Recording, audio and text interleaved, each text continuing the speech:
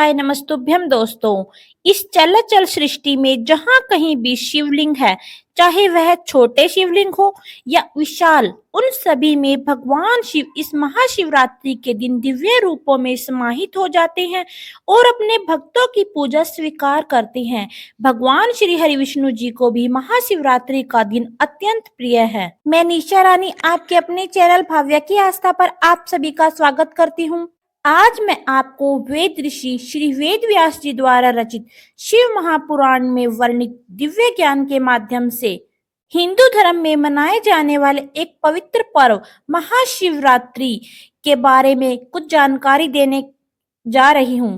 दोस्तों, वैसे तो एक वर्ष में 12 शिवरात्रियां होती हैं।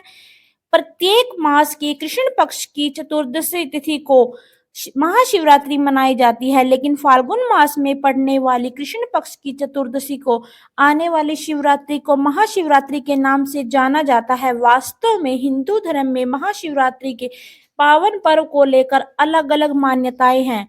कोई इस पर्व को भगवान शिव के जन्म दिवस के रूप में मानते हैं, तो कोई इस दिन को भगवान शिव के विश्वपान दिवस के रूप में मानते हैं, तथा कोई इस दिन को भगवान शिव और माता पार्वती के विवाह के रूप में मानते हैं। लेकिन आज मैं शिव महापुराण के विदेश्वर संहिता खंड में वर्णित ज्ञान के माध्यम से यह कथा सुनाने जा रहे हूँ कि जब शौनकादि ऋषि ने सूत जी से प्रश्न किया कि हे महावर, भगवान शिव के दो रूप कौन कौन से हैं और उनका प्रादुर्भाव कैसे हुआ, कृपा करके ये जानकारी देने की कृपा करें। तब सूत जी ने कहा, हे मुनि श्रेष्ठ, ब्रह्म रूप होने के कारण भगवान शिव निष्कर्ष अर्थात निराकार कहे गए हैं तथा अनुप्रति अंगों सहित रूपबन होने के कारण उन्हें साकार भी कहा गया है। साकार और निराकार होने के कारण ही उन्हें ग्रहण कहा जाता है। यही कारण है कि भगवान शिव की निराकार स्वरूप लिंग और साकार स्वरूप मूर्ति की पूजा की जाती है। भगवान शिव से भिन्न जो अन्य दूसरे देवता है वे साक्षात ग्रहण नहीं है, इसलिए कहीं भी उनके लिए निराकार लिंग उपलब्ध नहीं किया गया। सूत जी कहते हैं कि अनंत पर से भगवान विष्णु की उत्पत्ति हुई और भगवान विष्णु जी के नाभि से कमल पर विराजमान ब्रह्मा जी उत्पन्न हुए।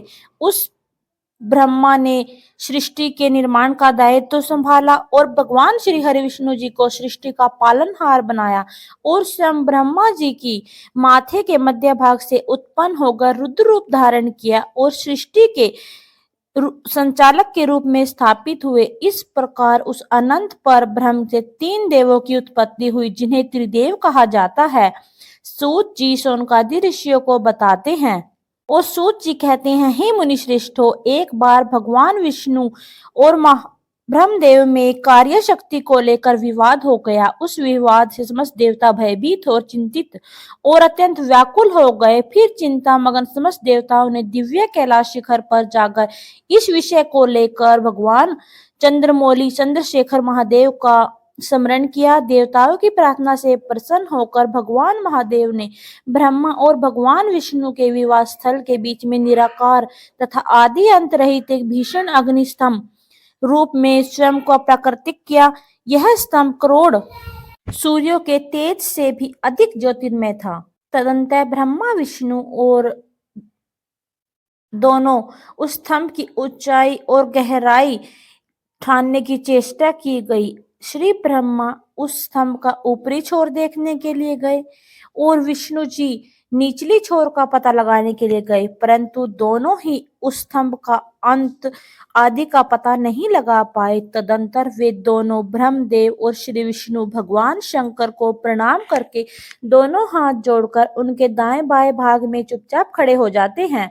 फिर उन्होंने वहां साक्षात प्रकट पूजनीय महादेव को श्रेष्ठ आसन पर स्थापित करके पवित्र पुरुष वस्तु अर्थात दीर्घकाल तक रहने वाली वस्तुएं जैसे हार, नूपुर, केयर, किरीट, मणिमय, कुंडली, यज्ञोपवीत, उत्तरीय वस्त्र, पुष्पमाला, रेशमी वस्त्र, हर मुद्रा, पुष्प, तांबूल, कपूर, धूप, दीप, श्वेत छत्र, इस प्रकार के अन्य दिव्य उपहारों द्वारा जिनका वैभव वाणी और मन की पहुंच से परे था, जो केवल पशुपति अर्थात परमात्मा के ही योग्य थे और जिन्हें पशु अर्थात बुद्धिजीवी कदापि नहीं कर सकते थे, उस महेश्वर का पूजन किया। इस प्रकार सबसे पहले वहां ब्रह्मा जी और विष्णु जी की पूजा की।